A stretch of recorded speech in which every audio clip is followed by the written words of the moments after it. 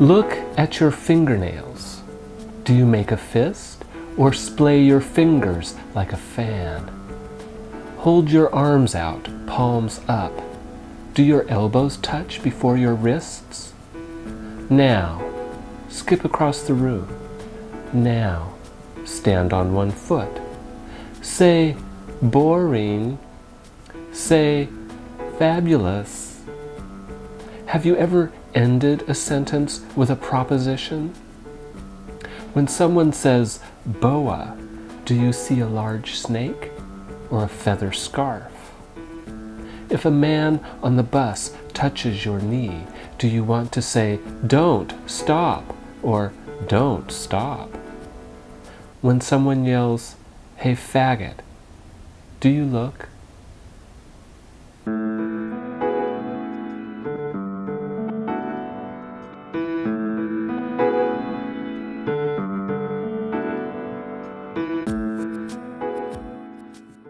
If I could change something within the gay community, it would be kind of the stigmas that we put on things.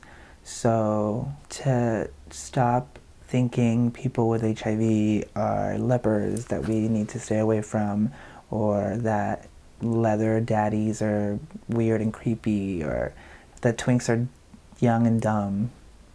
That kind of bar. But you know, like all those stereotypes, all those boxes that we put each other in, just to stop that, you know. If you're a bear, you're a bear. If you're a daddy, you're a daddy. You know, do your thing. Enough of the discriminating against each other. It's lame. Since people have made so many sweeping generalizations about us as a community and us as a people, I would hope that within our own community, we would try to rise above that. And similarly, I would hope that we would try to rise above, you know, heteronormativity and such binary sexual thinking. I mean, but at the end of the day, like Depeche Mode said, people are people, so you can't expect too much from any group, no matter how marginalized they are, because they're still human. So, you know, I came out in the early 80s, just as AIDS was coming out. And so my first experience with the gay community was things starting like mobilization against AIDS, Shanti. My partner, who I met at that time, was worked with Seattle Gay Clinic and with Shanti. And so my experience of the community was seeing everyone rally together against HIV that was just coming out.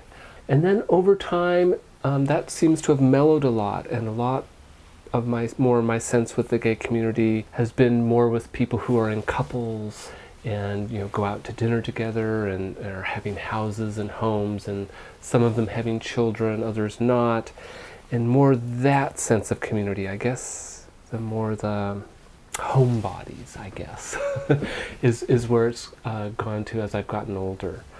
I miss the days of the sort of the militancy and people marching and going to gay pride. I miss those days in the 80s because people really, I think, felt connected and felt they had strong causes to be fighting again. There's just not as much of that now. As far as the gay community goes in Seattle, the community is very spread out, as versus any other city that I've lived in so far. I was born and raised in the San Francisco Bay Area, lived in Central Illinois, and lived in Palm Springs, two of which are gay bastions.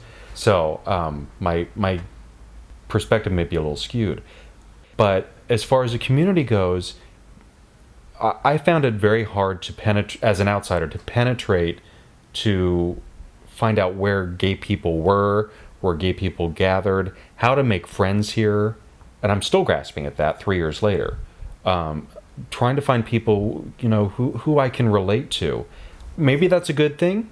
Maybe that's a bad thing. It's a good thing because it's almost homogenized the community here, where gay people are part of the community and not a ghetto. They're more part of the community and act part of the community. There's a lot of gay people in the political world here and the media world. And, you know, and to me, that's a great thing that, you know, we basically achieved that. But on the flip side, it made it very hard for me to find friends and to connect with other people who were like me.